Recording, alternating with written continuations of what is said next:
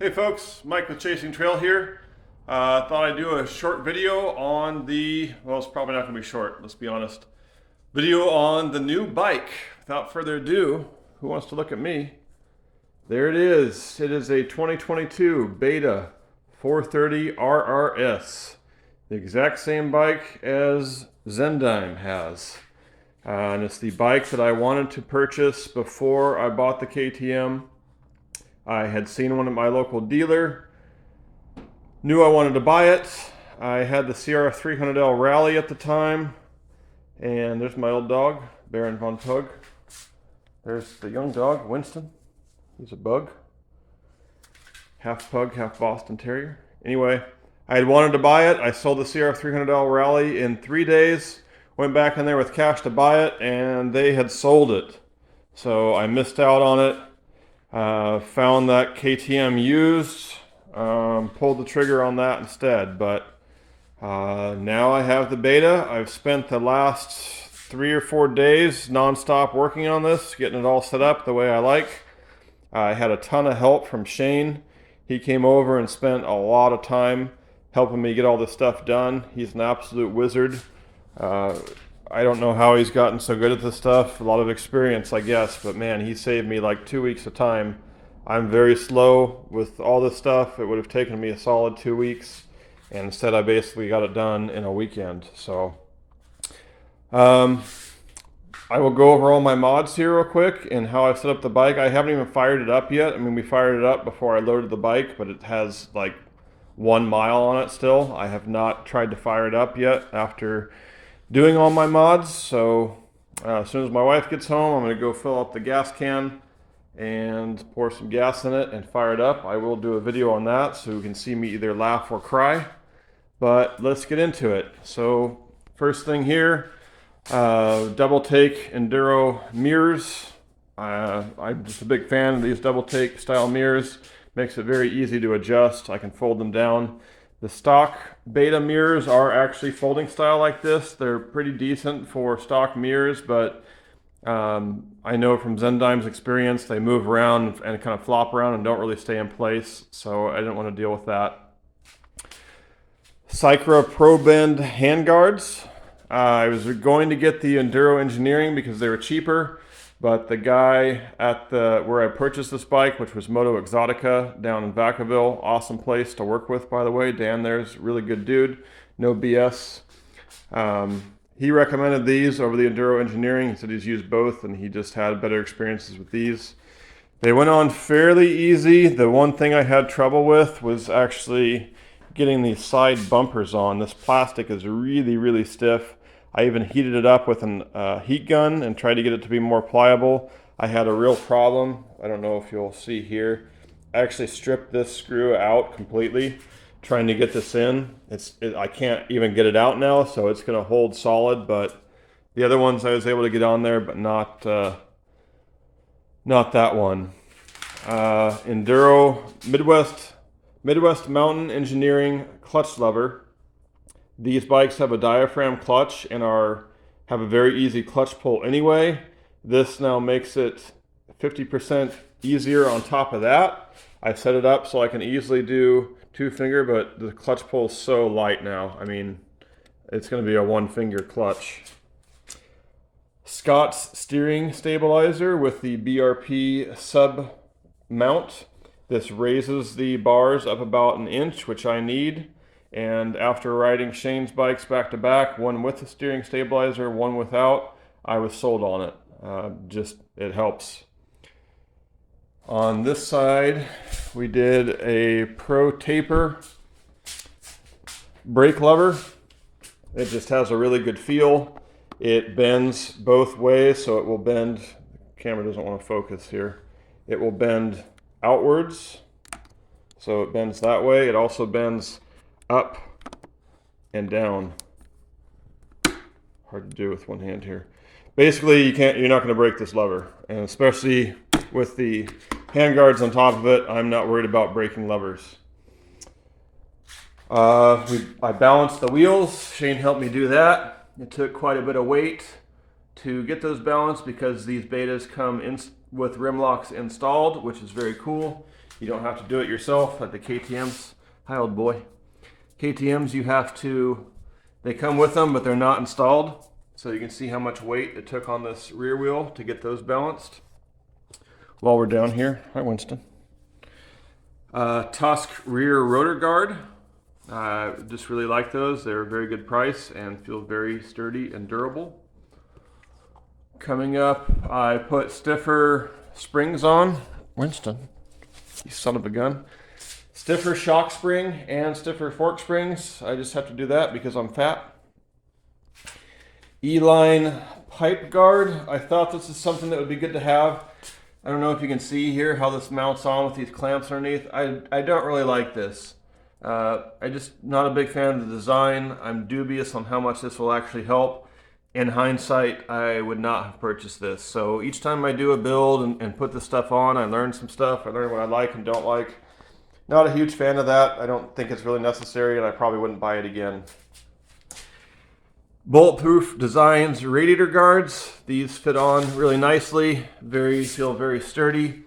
It did take some, I had to sort of customize this horn a bit to get everything to fit back on there. I don't know if this is the intended way for it to be mounted, but it's the solution I came up with. Seems to work. I did have to trim some of the plastic inside here to make everything fit and to not be pinching that wire. And just even stock, you could see the plastic here was stressed and turning white from being pushed up against here so hard. So I trimmed that a little bit. Here is an IMS 3.5 gallon tank. The stock, I believe, is 2.4. So basically gives me an extra gallon. These betas are thirsty. They don't get as good a gas mileage as some of the competitors. So I wanted to have a little bit bigger tank so I don't have fuel anxiety. Put a little, what do they call this? Vent hose with a check valve on here as well. I pulled the charcoal can because it's garbage and putting those on bikes is stupid. So that's been removed, as well as all the hoses and everything. I removed all that. While we're over here, I put on this case saver, which is also a clutch slave cylinder guard. The bike comes with both a 13 and 15 tooth front sprocket. The 15 tooth was on there stock. From a lot of the feedback and stuff I'd read on the forums, I purchased a 14 tooth sprocket and put that on there. I felt like that's a happier medium between road and trail since I use this as a dual sport and do both. That's the solution I went with. It was like 12 bucks for a front sprocket. So also put on this Renthal, I forget the exact name of this chain. It was RS3, I believe. It's the one Shane uses. He recommended, had really highly reviewed. They stretch a little bit at first. You adjust it once and then pretty much never have to adjust them again. The stock chain that comes on here is actually a really good DID chain.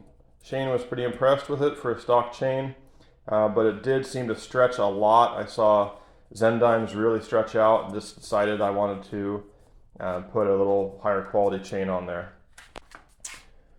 Tail tidy from Lang's Off-Road with an Enduro Engineering license plate bracket. This fit up really nicely. This whole, it basically replaces this whole underside piece from here back, and I really appreciate that they kept the handguard moldings in here because it's very handy to be able to just grab the bike back here and pick it up. You don't have to do an extra strap or anything like I did with the KTM. This is essentially plug and play. Everything just fits in very nicely. I did have to drill a hole in the plastic right about here to feed the left turn signal wire through. The stock one, everything channels through on the right side. That won't work with this piece, so I drilled a hole through here, ran this wire across the battery and put it underneath the battery strap. They basically show you that in the install video on their website. So not too hard to do, took some time, but not bad. This Enduro Engineering plate, I had to modify a little bit to get some things to fit. I had to drill through it, file some of the stuff down, actually shave some of the plastic down, but It does fit on there nicely now. It took a little extra finagling to get it the way I wanted it. Seat concept seat. The stock seats on these are horrible. I went with the tall seat, not so much for height, but more so for the additional padding. I had ridden Zendimes. He had to get the low seat, and that one had almost no padding on it, so I just wanted as much padding as possible, so I got the tall seat. What else? The transferring the fuel pump assembly to the new tank was a pain in the ass. It's probably going to be a pain in the ass on any bike, honestly. What are you doing down there, Winston? What are you doing, Baron? It was a pain in the butt, and I don't like the way the hoses inside there have a quick disconnect on the hose. And if you never have to pull them apart, it would probably be fine. But for me, and getting those separated, I think it kind of fucked the connector up a little bit, and one of the hoses felt secure and fine, and one of them didn't. I was sometimes able to pull it loose, and even I messed with it, tried to bend stuff back, and I just wasn't feeling good about it.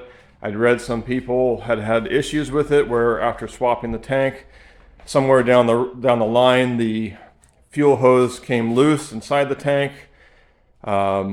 This led to a lot of chasing their tail and troubleshooting it, blah, blah, blah. Long story short, I decided to safety wire those connectors together. I'll put up a picture if I can find that, of basically what that looks like, of what someone else had done. And now those hoses, I'm never going to be concerned about those hoses coming apart. I don't like that design. I'm sure there's a reason why they do that. I guess so you can get the pump assembly out, but that's one thing I don't like. I like the way the KTM's fuel pump was set up better. These betas, I mean, they already come with frame guards. This is already protected. There's some really nice features on these bikes.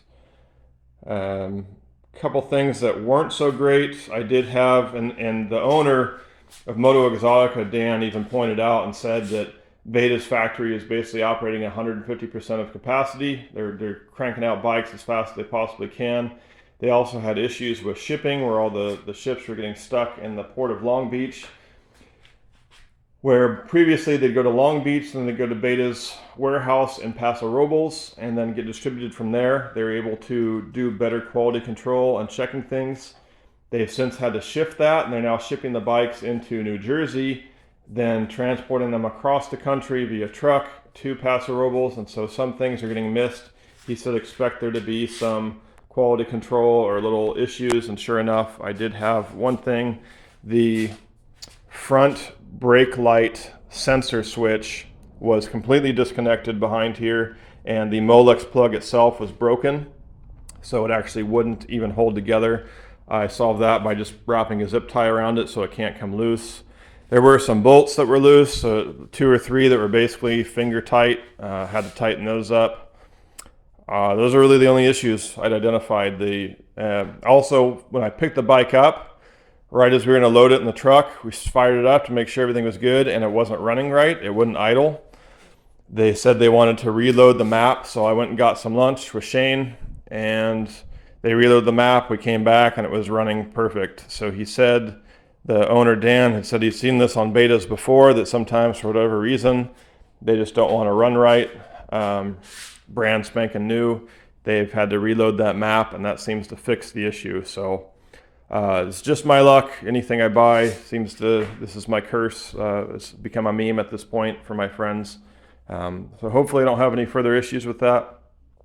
We'll find out here shortly. And I think that covers all the things I've done to set this bike up just the way I wanted. I'm not going to do anything with exhaust or fueling or any of that. That's a big thing that attracted me to the Beta, is all that stuff is sorted because they are a low volume importer. They're not subject to the same CARB and EPA regulations. What am I even filming? My door? Sorry about that. But yeah, overall, I can't wait to ride it. I'm super stoked with how everything's turned out. Like I said, the only thing I changed at this point from my build is I'd skipped the header guard there. Just probably not necessary. Don't really like the way it fits, but I already bought it, so it's on there now. Yeah, other than that, pretty stoked to fire this thing up and take it for a ride today. So anyway, that concludes my kind of walk around build video, and I will follow this up shortly with my first impressions ride. Thanks for watching. Say bye, boys. Winston, say bye. Are you a good boy or naughty boy? Yeah, kind of naughty. Okay, bye. Hey folks, it's Mike with Chasing Trail. Here it is, the moment of truth. Will I laugh or will I cry? We're doing it live. Firing up the brand new beta, build complete, hoping the thing starts. I'm either gonna be real happy or sometime it's gonna meme me into oblivion. So, without further ado, let's see how this goes. Apologize for any glare. It is sunny out here. Insert key.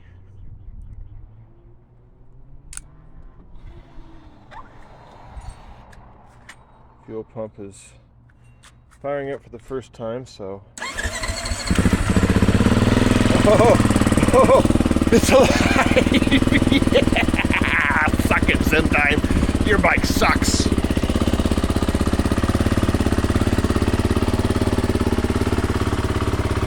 He's running. That is very good news, folks.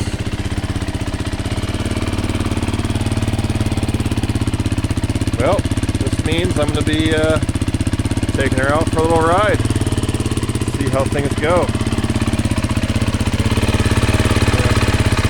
Already smoking some stuff off down here. Who knows what? Miscellaneous, whatever. Suppose that's to be expected. I hope.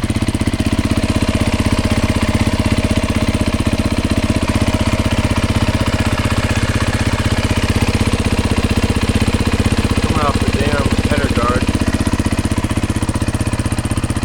I'm very iffy on that piece. Oh well.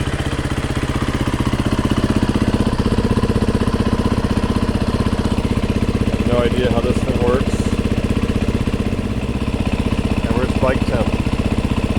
Oh, I guess that is the bike temp up there. It's going up pretty rapidly.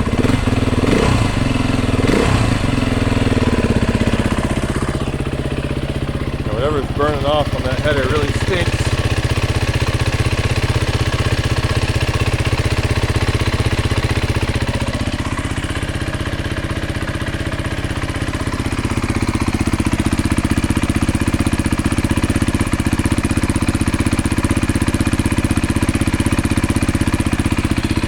Okay, well, I'm going to take it for a spin. Gotta go suit up, and we'll resume here